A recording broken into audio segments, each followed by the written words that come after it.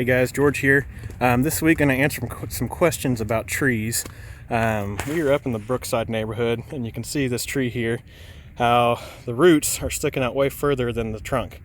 And as we come down here on this other tree, you can see the same thing is happening.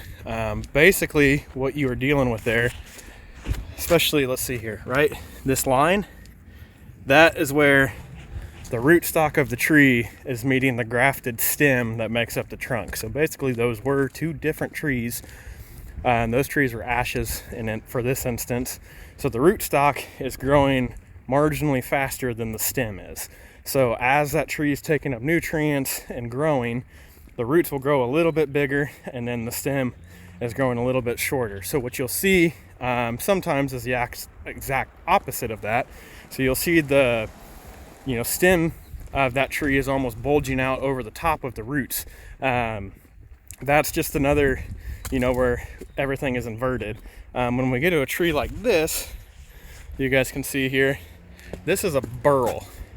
So those make very interesting wood grain. So a lot of times on the inside of vehicles and the dashes, or guys will make custom knife handles with that really interesting grain. And those are actually kind of a hot commodity, and you'll see cases of timber theft where folks are going in and cutting just those burls off. So those are just a couple weird things that you'll see with trees. The burl is a completely natural phenomenon. It can happen through some kind of infection in that tree, or a scar, if you think of it almost as a tumor of sorts. But then the rootstock is a completely man-made issue that comes in there, just because we're putting two different types of plants.